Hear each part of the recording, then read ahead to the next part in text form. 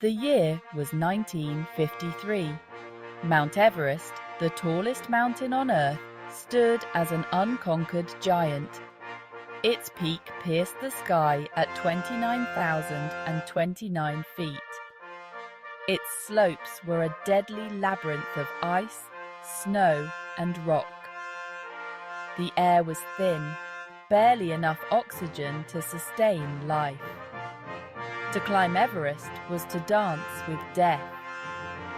Many had tried and perished, their dreams swallowed by the mountain. Everest had defeated everyone who dared challenge it. Its size was daunting, its weather unpredictable. Avalanches could roar down its slopes without notice. Hidden crevasses lay in wait for the unwary. Yet, the allure of Everest remained irresistible. It was the ultimate test of human endurance and spirit. For centuries, the Sherpas viewed Everest as a sacred place. They approached it with reverence and respect. To the world, Everest was an enigma, a symbol of untamed wilderness. It was a challenge that seemed impossible to overcome. Tenzing Norgay, a Sherpa from Nepal, was a seasoned climber with an intimate knowledge of the Himalayas. He had grown up in the shadow of Everest, its presence a constant in his life.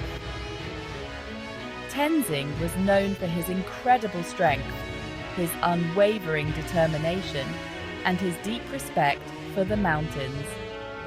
He had already participated in several Everest expeditions, coming tantalizingly close to the summit. Sir Edmund, a beekeeper from New Zealand, was a man of few words but boundless courage. He was drawn to the mountains by their sheer beauty and the physical and mental challenges they posed. Hillary possessed an unyielding will to succeed, a quiet confidence that inspired those around him. He had cut his teeth on the peaks of his native New Zealand and the European Alps, proving himself to be a skilled and resourceful climber. Fate brought these two men together, uniting their different backgrounds and strengths in a common goal to stand on top of the world. They were an unlikely pair, the reserved New Zealander and the outgoing Sherpa, but they shared a deep love for the mountains and a mutual respect that transcended their cultural differences. Their partnership would become the stuff of legend, a testament to the power of human collaboration in the face of extraordinary challenges. The 1953 British Mount Everest expedition, led by Colonel John Hunt, was a massive undertaking. Months of meticulous planning went into every detail, from the selection of equipment and supplies to the recruitment of a skilled climbing team and a large support crew of Sherpas. The expedition carried with it the hopes and dreams of a nation still recovering from the ravages of World War II. The route they chose was the treacherous South Col route, which had claimed the lives of several previous expeditions. The climbers knew the risks, knew that the mountain could turn on them at any moment. Yet, they were driven by a thirst for exploration, by the desire to push the limits of human endurance and achieve what had never been done before.